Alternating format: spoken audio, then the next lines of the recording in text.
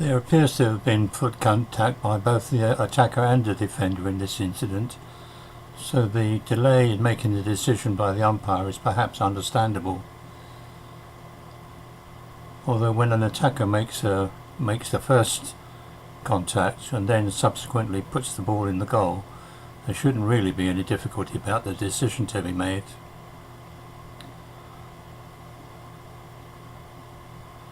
Still, I prefer an umpire to take 2 or 3 seconds to consider his decision rather than just to react to a ball-body contact.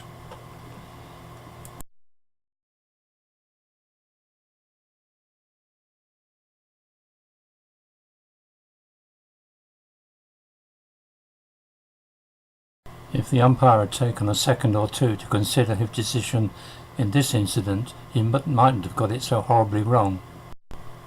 It was clearly planned that the right side attacker would move in and be in position to make a deflection. In fact, he breaks into the circle early,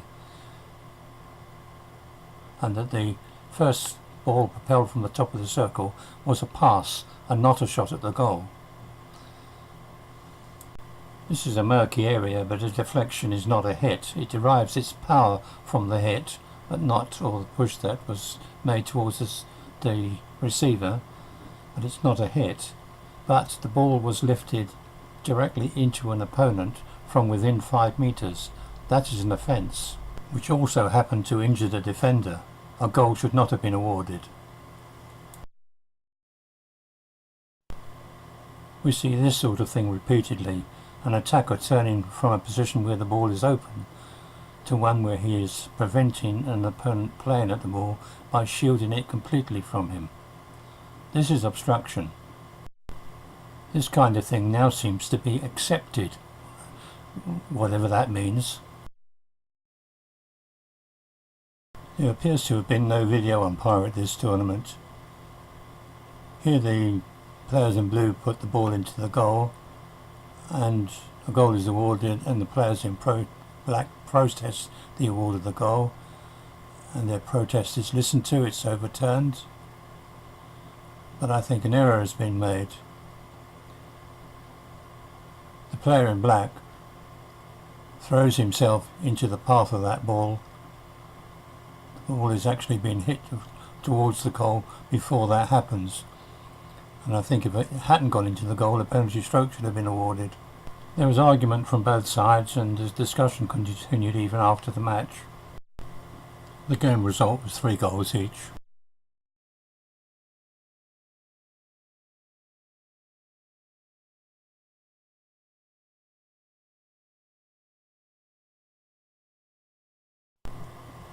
The first spin turn by the attacker here is well executed and perfectly legal. But I think he then obstructs the defender, who is penalised for fouling him.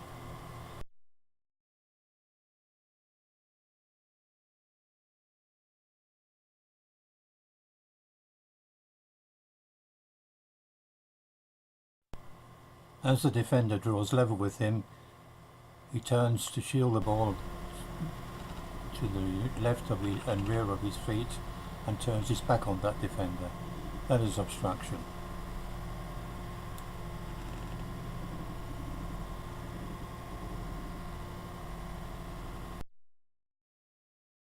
This is one of those silly automatically given penalties. The goalkeeper kicked the ball into the back of the defender's legs there. If it hadn't hit the defender, it would probably have cleared out to the top of the circle. So, no intent, no advantage. We have another example of a pass to a wide in runner with a deflection. Obviously a pass and not a shot. And the deflection causes the defender on the line to take evasive action. That's dangerous play and should be penalised. I'm aware that the Royal Dutch Hockey Association have issued an illegal statement that a line defender cannot take a legitimate evasive action, but that is not a rule of hockey, it's an invention. The Netherlands Hockey Association do not have the authority to make this kind of amendment to the rules, and it should be withdrawn immediately. I have written a web blog on this matter, and I will put a link to it in the edit area below.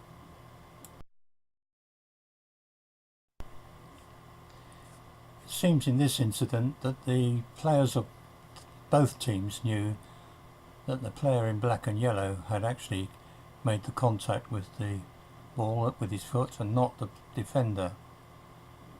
But when asked to put the matter right with the umpire, the attacking player just pointed to the umpire, as if to say the decision has been made.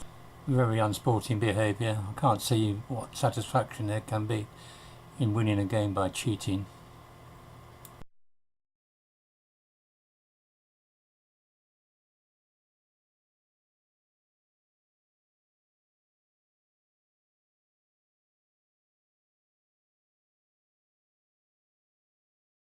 It seems that obstruction is penalised most frequently when it hasn't occurred. This is not an obstruction. It's a manufacture. The attacker pushes the ball beyond the defender and just runs into him. He's made no attempt to play the ball. Here an attacker quite blatantly forces the ball into the legs of a defender, and the umpire looks for confirmation from his colleague that there has been an offence by the defender. Absolute nonsense. Once a receiver has received the ball, he is permitted to move off. He is not permitted to shield the ball in front of a defender and shunt back and forth like this. No matter how briefly he does it, that's obstruction.